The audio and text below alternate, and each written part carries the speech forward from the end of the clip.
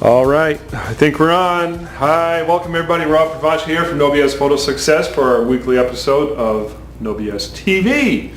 Now, James couldn't make it. He was scheduled to be here, but he had a last-minute photo shoot he had to attend to, and I couldn't reschedule my schedule to this afternoon, so I'm going to go ahead and do this episode all by myself. So you got me and me alone, so I'm going to try and make this a good one for you, even though I'm flying solo. So it's January 2012, and if you saw the last episode of NOBs TeeVee, I shot it on the beaches of Tamarindo in Costa Rica. I'm back.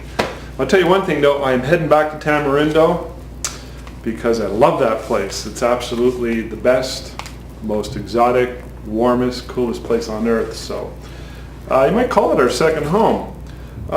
Anyways, just to get on with items here, I got an email a little while ago. I'm going to read it for you. This is interesting.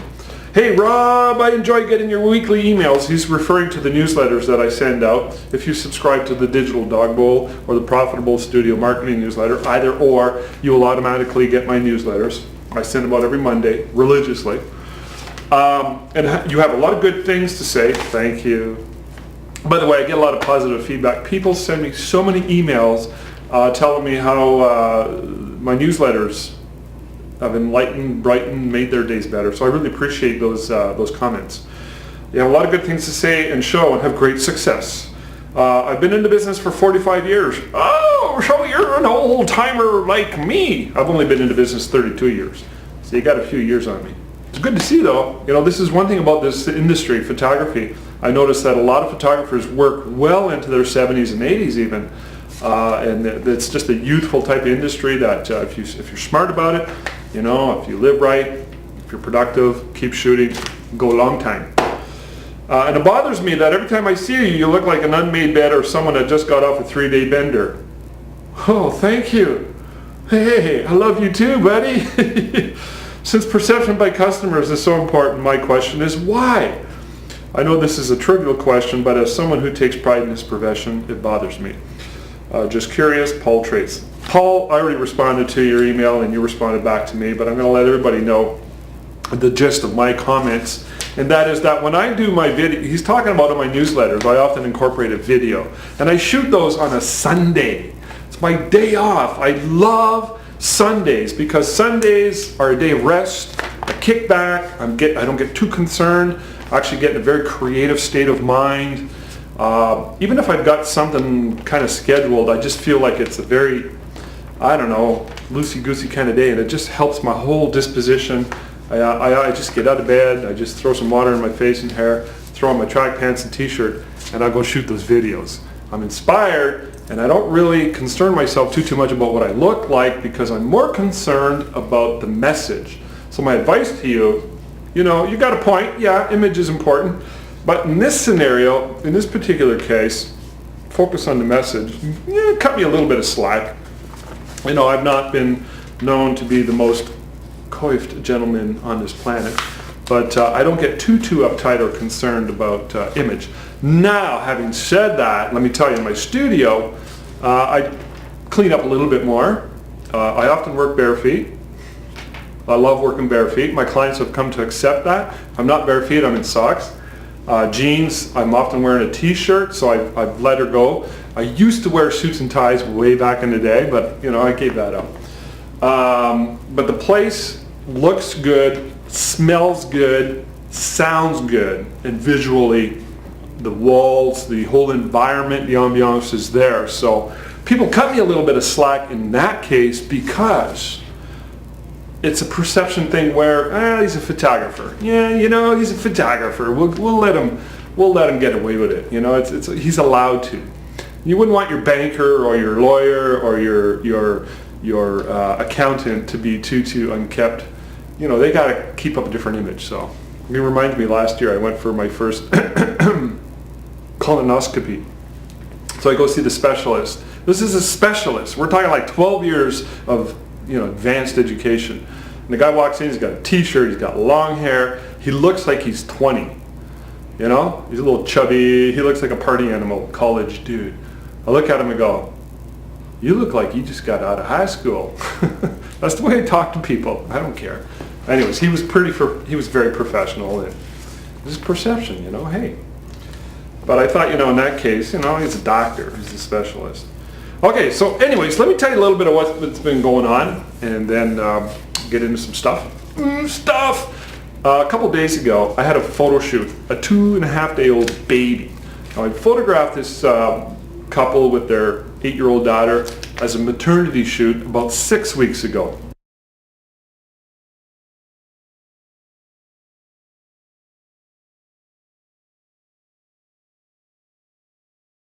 Good clients, got some awesome pictures, and I wrote about it in the forum for NOBs Photo Success. I posted those images there, but I just want to share this with you, and that was that this was about, it's kind of funny, the first time that I almost wanted to quit photography. I actually felt that way for a few seconds. I got over it, it's all good, and the reason why was because the shoot took so long, 3 hours and 15 minutes or so. The mom came in, she said, this baby is amazing, she never cries. Never cries. Well, wouldn't you know it, for 3 hours we sat there waiting for the baby to stop crying. Now, when I have a newborn session come in, I sit down with them and I have a discussion, I show them some samples, we kind of get the flow going, and I tell them, I say, look, relax, you have to relax. This is one of the hardest shoots to do, it's going to take time. Everybody mellow. It's warm in here, you have to deal with the heat, just, So I set their expectations, I manage their expectations, and I get them in the right state of mind. Now, the dad, a little more type A personality, you could tell his body language. People who are like go go go go go. It's harder to get them to relax. So I'm pretty convinced the baby picks up on a lot of this, especially from the mom. So I tell them to relax, and I said, don't worry, if the baby has a poop or a pee or cries, we have to stop, that's fine. I'm okay with that. And I was okay with that. Well, that's kind of the way I made it look. All cool, guys. Now, somebody asked me, I said, well, why didn't you just reschedule? Well, here's the thing. I was quite convinced that the baby, at some point in time, was just going to hit the wall and go, okay, I've had enough crying, I'm going to fall asleep now, my tummy's full, because we always stopped and breastfed the baby and warmed her up and wrapped her in a blanket, did whatever we needed to do, just stop her from crying, to soothe her and everything, and I was convinced eventually this has got to stop, and it just never did. So I got about 25% of the images I normally get, and what I did after that was I sent them away. I said, look, we're going to have you come in and look at the proofs, and if you decide you want to come in for a reshoot, we'll reshoot it real quick, because I like to shoot newborns within 2 weeks. This baby was 2.5 days old, prime time for newborns. They're just so at that newborn age. So I felt bad. I felt bad for the mom. The mom felt bad, I could tell. So I sent her away, and I downloaded images right away, and I edited really quick, grabbed about 4 or 5 images really quick, worked them up really quick in Photoshop, and I went, we got some nice stuff here after all. I thought, I don't know, should I or shouldn't I?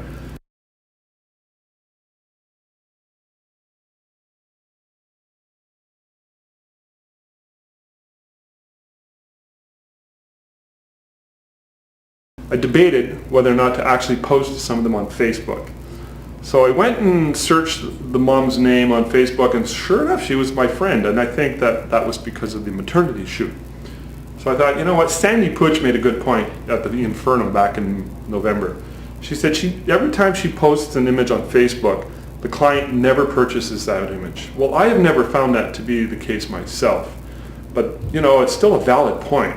So I thought, well, should I? And then I said, you know what, I trust this woman that it's still going to work out. She's still going to not let that taint her choice on which image and the final order. So it's a little risky when you post an image before they come in for the proof viewing. But primarily, I wanted her to feel good about the session. So I went for it. I posted three images, I think. And I made some comments. I told a little story, made a few jokes. And I tagged her, and just this flood of comments came in within 12 hours. It's amazing how Facebook works that way. And she posted the most positive comments. So it actually, in many ways, was a very positive thing. So that was my experience a couple days ago. So we're going to wait and see. Tomorrow they're coming in to see the proofs. So we're going to wait and see finally what she thinks. Now, if she thinks that we got something, that's good. And I think she'll probably think that. But if she really wants a lot, the baby sleeping, laying down on the belly, if she really wants those poses, that's the ones we really did not get. I'm going to offer her to come back. But she is going with the baby's first year, so she will be back. And I assured them, I said, you know what? When you come in for the 4-month, 8-month, and 12-month session, way easier. It is a lot easier. Anyways, I will shut up. Let's talk about print competitions. I don't know why I want to talk about print competitions, but I want to talk about print competitions really quick. I want to give you the number one most valuable component, characteristic, element when it comes to print competition. Okay, don't ever forget this. If you're iffy about a print, it's probably because of this. And that number one thing is impact. Okay, you can talk about composition, you can talk about technique and presentation, all that stuff. Impact is by far like 80% of what creates a good print for print competition. Now I want to point out something else. For print competition, there are a couple things you got to be aware of. It's not reality, okay? We're talking about print competition judges. It's like going to a dog show or a horse show, and let's say the dog wins best of show. Doesn't mean it's the best dog. It's really based on a set of criteria that is not based in reality. Think about it. So don't get too hung up on print competitions. They're pretty cool. They will challenge you and force you to learn new things about your photography. But the shots that you bring to your judges and for print competition, and the ones that score really big, are not necessarily the ones that'll make you money. Okay? So it's like one of these things we do for fun and for ego and for feathers in our cap. Okay? So I want you to be aware of that. It's not the end all be all. At one time it was, because we were all working in a vacuum. There was not that much really going on that we had to choose from for publicity and for advancement. And nowadays, those kinds of credentials, although they're cool, they're good to have, they look nice on your wall, they are much, much less than what they used to be at one time. So let me talk about one image, for example. Look at this image.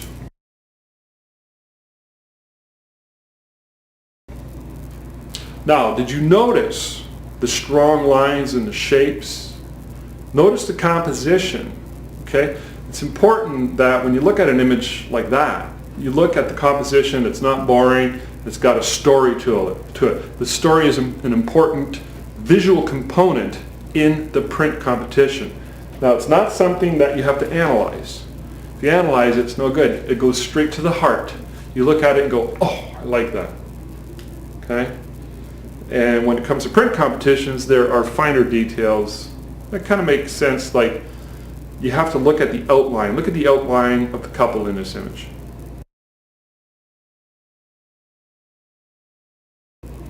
Notice the way it placed her feet.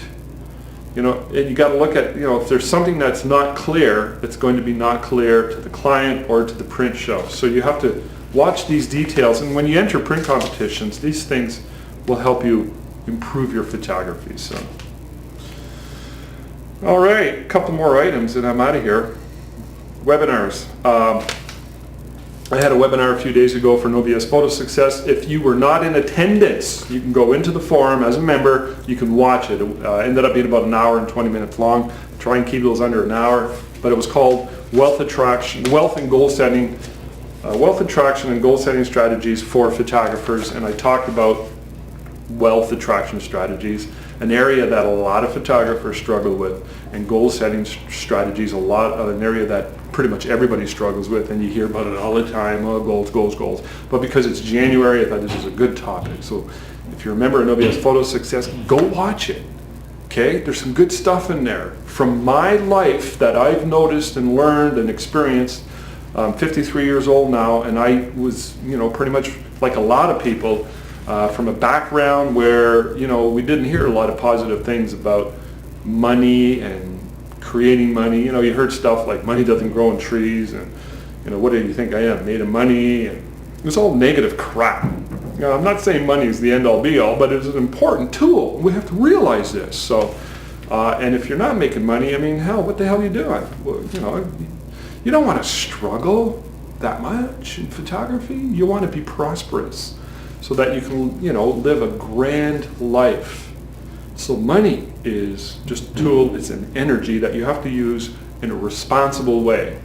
Okay, when you're talking about goal setting, it's an important piece of the pie.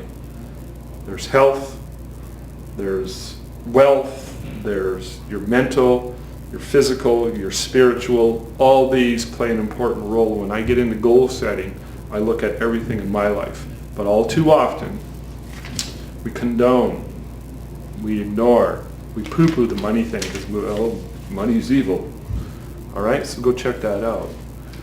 We've got some webinars coming up soon. We're really ramping up the webinars, guys. I really think that webinars are a cool way to deliver some awesome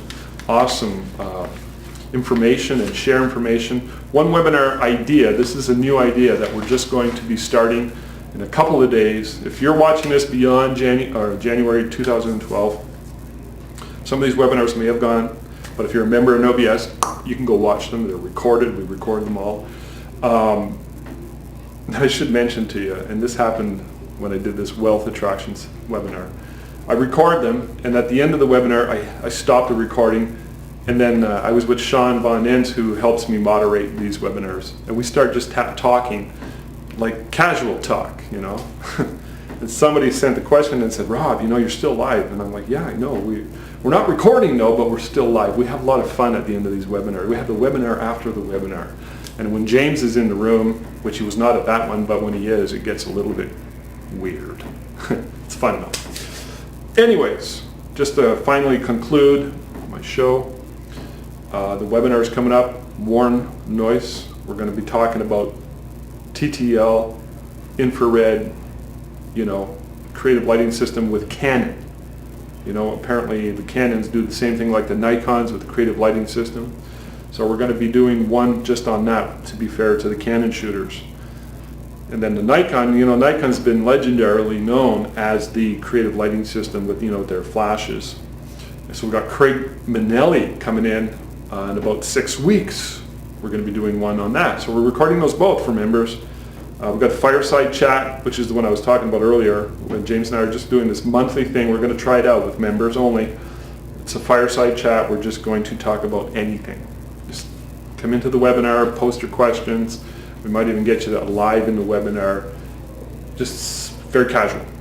I think it's a cool idea. Got some other cool webinars lined up, but they're not scheduled. We've got Shannon from the forum who does these amazing baby portraits. Absolutely stunning. She's agreed in principle to do it. We're going to schedule a date. We got, hold on, here it comes. His name is Brian DeMint.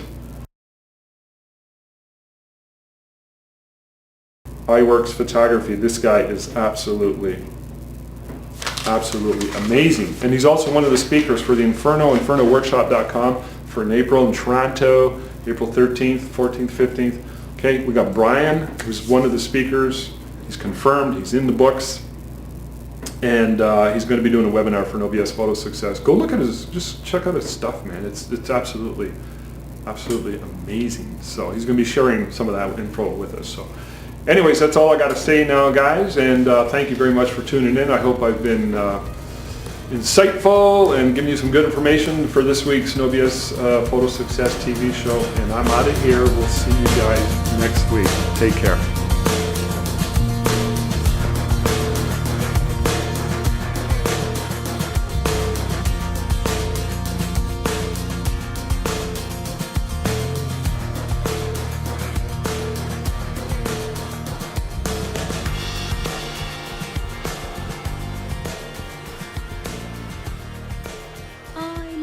NOBs Photo Success.